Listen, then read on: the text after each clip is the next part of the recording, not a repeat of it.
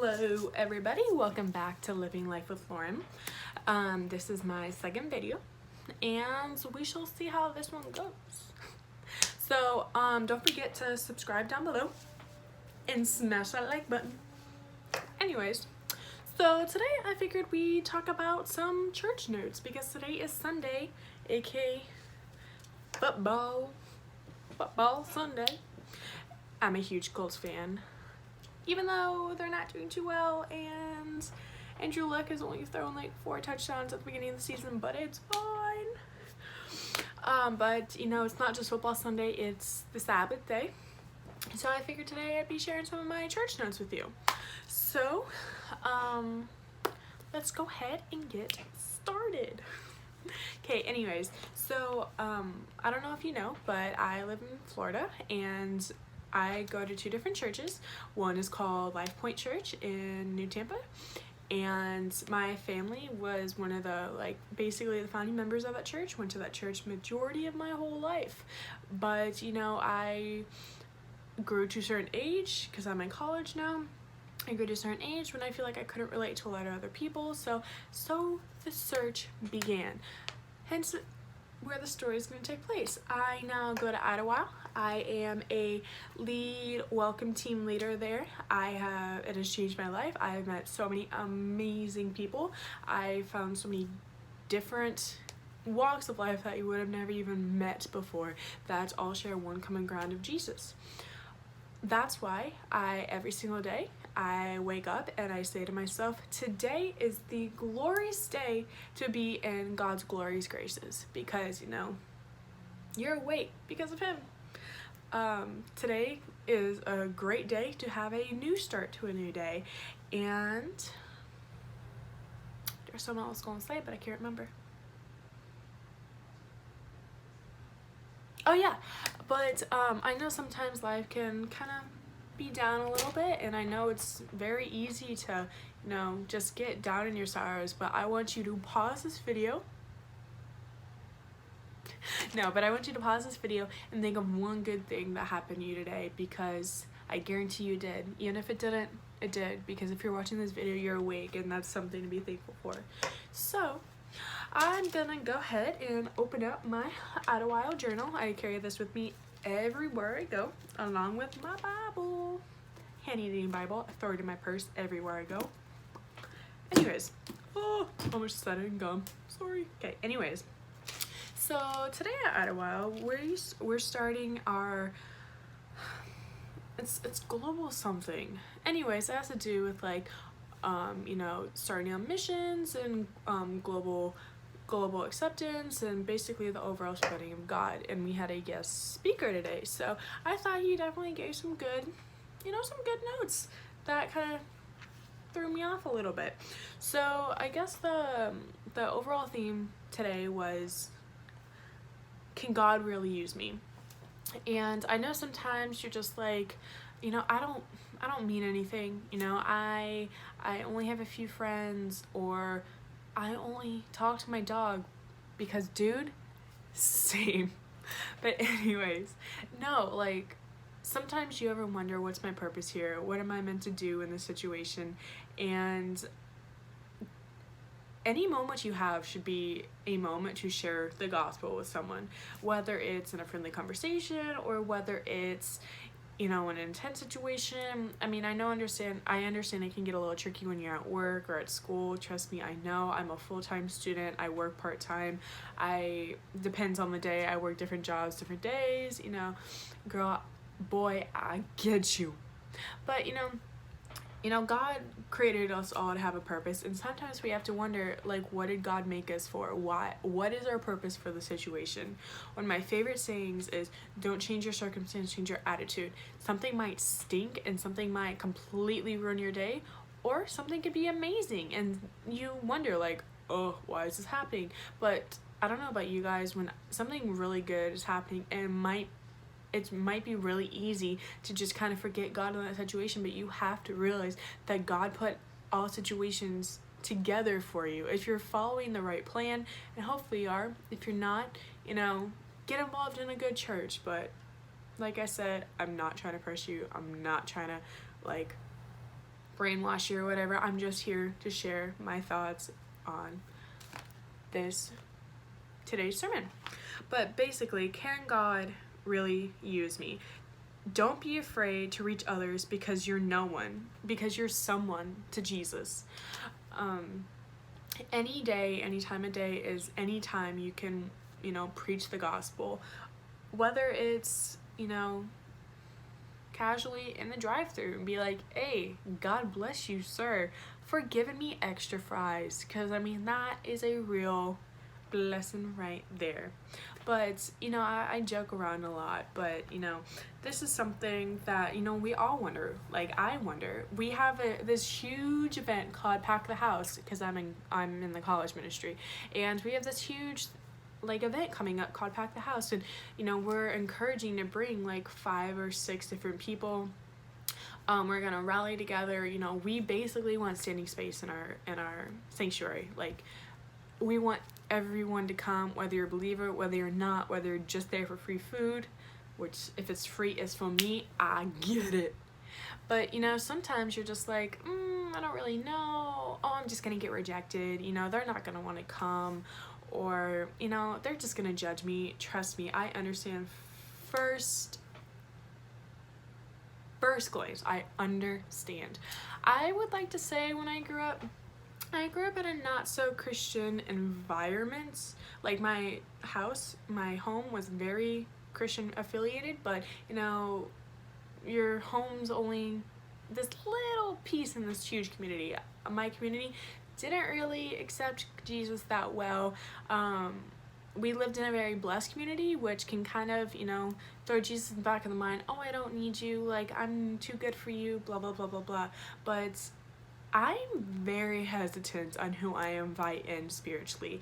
I don't share, my spirituality with many people just because I've been dissed plenty of times. But that shouldn't stop you. Your voyage, your destination, your goal every single day is to get closer to God, is to be closer to who He wants you to be. One popular saying is, WWJD, what would Jesus do? But I don't live that way. I don't feel comfortable saying that because I don't know what Jesus would do. And honestly, no one would. No one is as amazing as Jesus, and I would never want to offend Him like that. But I always say WWJD,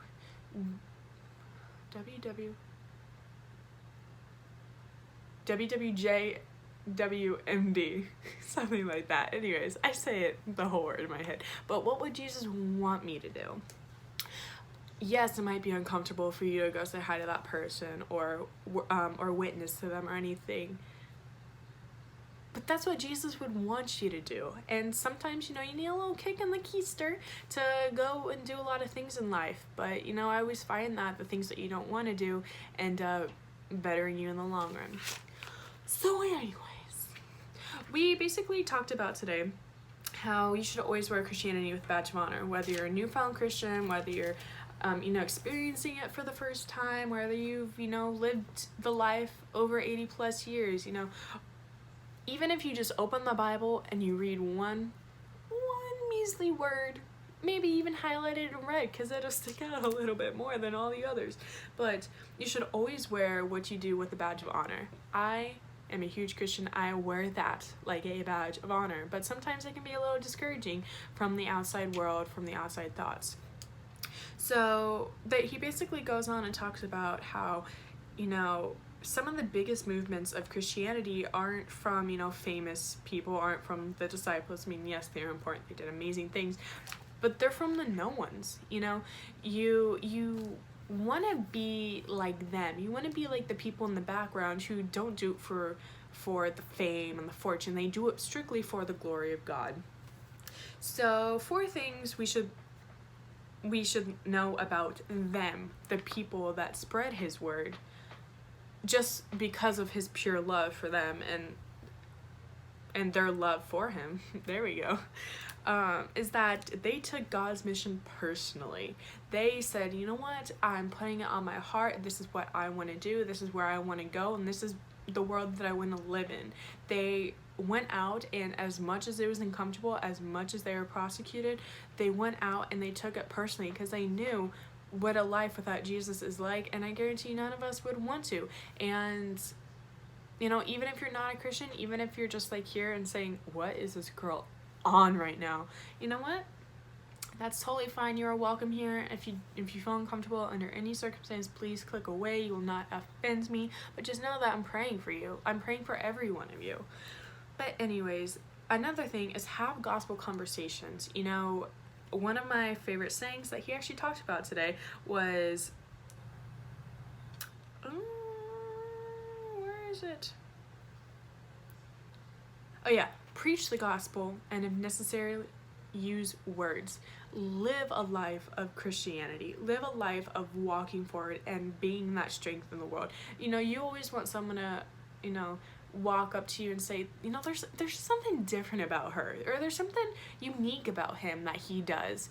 I want to be more like him. You know, he's always so positive, even when it seems that the world's going against him. Spread the gospel, and if necessary, use words. And words are like the pen is as mighty as a sword, something like that. Have gospel conversations, but when you have gospel conversations, be empowered by the Spirit. You know, you might not always know what to say, but the Holy Spirit knows what it wants to convey through you. And even like right now, I'm not gonna lie, 30 seconds ago, I was like, oh shoot, let's do a video. Do I know what I want to say? No. Am I scatterbrained? Yes. And I apologize if I say a lot, or if I go off topic a lot. But you know what? I'm just flowing with the go, and I'm just letting Jesus take the wheel. Jesus, take the wheel. Oh shoot. Sorry, gold's just scored right now. God bless. Anyways, and then one other thing is motivated others by their lives. You know, you see people that, you know, whether it's on Instagram, whether it's, you know, a teacher, whether it's a mentor, you always see people and you're just like, you know what, I like that about them, or I want to be more like them. Why do you want to be more like them? What makes you connect to them that turns out you'd want to be more like that? You know what I'm saying? You want someone that's motivated. You want to be just as motivated as that person. You see someone killing it in the gym because they're motivated. Motivation and passion, that's the word. Motivation and passion can make something 10 times more incredible. Take it from someone who's in college, who was in high school 2 years ago, who, I mean, I got good grades. Like, I was an honor roll student, but, you know, I just felt like there was just that lack. I didn't want to learn. But the moment I came to college, I love it. I'm a computer science major. And yes, trust me, I get doubted by it all the freaking time. But when you have teachers that are passionate about what they do and teach you, it makes you want to learn 10 times more, and it makes things so much better. You want to motivate others by their lives. Be that person that wants other people, that wants to be like you. Be that lead, be that light, own it, flaunt it, get it. Anyways,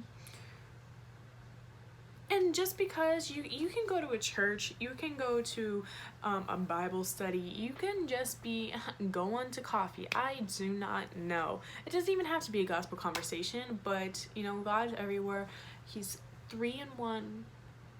Yep, that's a 3. But, you know, he's always going to be in your heart. People can show up. There can be hundreds of people. But if God's not there, it's not going to mean anything. If God's not in your environment, not much can be done.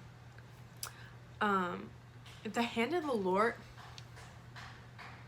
and there goes my father again, clapping because his team's winning and mine is not. Just kidding, mine is.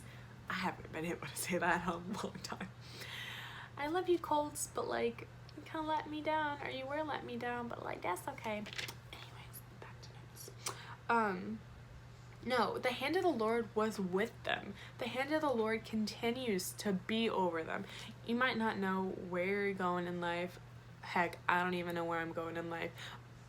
But God has his hand on a lot of situations, and you just have to trust in that. Things may stink, things might not go as you thought, but as long as you trust in the Lord and his hand is over you, then it'll be fine. Trust me, I know from experience. Physical surroundings or mental well-being, Jesus puts you here. Learn. If you hate a situation, ask Jesus, what do you want me to learn from this? How do you want me to change my attitude about this? What will make me grow from this? And that's all you can do, because you have no other way of getting out of that situation. So you might as well learn to like it, learn to love it, and adapt to it. You can preach. You can reach. No, you can preach without being intentional. Every single day, whenever I go to work, I pray over the store. I always joke around, like, your girl loves Jesus boys. She is single and ready to mingle. No, but anyways, everyone knows, like, my favorite saying is, Lauren loves some Jesus boys. But, even just mentioning the word Jesus can, kind of spark something in someone and be like, oh, I never thought of it like that, or like, why do you like them so much, or something, just, you can bring something up even as a joke and not be intentional. Like, I could be joking with you right now, and you could totally get something else from what I'm saying, which is totally fine.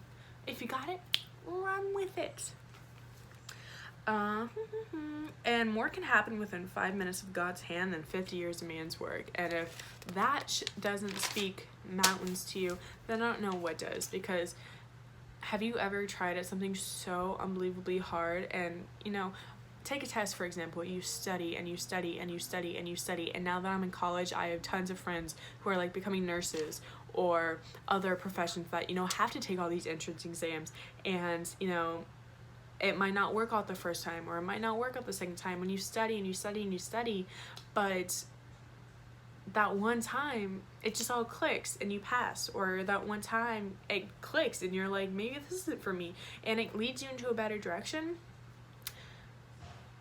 If you give it all to God at the end of the day, because that's all you can do. I am a control freak. Trust me, I am super anal. There's no other way to describe how I am. I am anal. I am organized. I'm just so anal. Anyways, when I get like that, I want to change 10 situations, but I can't. So all I truly can do is just pray for the season I'm in and ask for a little guidance from Jesus. God moves in that's a word, Lauren. God moves in dynamic ways to desperate people. The more it just, this is just kind of, reiteration of what I was saying earlier. You can think that you're too good for other people. You can think that you're too good to do this. Your pride can get in the way. Honey, I know I'm like that at times. It stinks. I do not ask for help. But I find that when you just solely lay it all on the line for God, realizing that you can't do it alone, he answers. Trust me, he answers. Pray specifically. If you don't know what to do and you don't know how to handle the situation, pray about it. That's all you can do. What example can I use?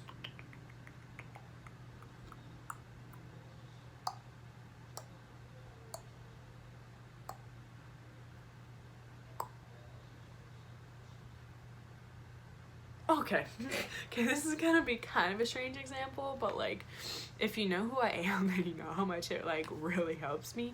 But I am a super busy person. I work all the time, I school all the time, I do a lot of things all the time, but I also love sports. I'm a huge football fan, and I'm a huge NHL fan, if you can't already tell. Anyways, part of the thing that, I really do miss having free time. I miss being able to, go watch football with my dad on Sundays, and I miss being able to go to games and doing all that kind of stuff. And, sometimes it stinks, but, you have to give time to your priorities. Yes, I know, trust me, I have tons of priorities, but, sometimes you just want to let go. I prayed. I'm like, dear Jesus, help me learn to enjoy life, help me be able to get back into what I love, help me. And you know, now I have friends that ask me to be in their fantasy leagues. I have friends that ask to meet up to go watch the games. I have all these opportunities now that lets me enjoy the things that I used to enjoy. Just because I prayed specifically. I didn't ask, dear Jesus, help me get a life. I said, dear Jesus, help me find love and fun in the sports that I miss. Help me be able to live out a life of fun and responsibilities at the same time, but still go back to football and hockey and something that I miss. If you pray specifically, he will answer completely.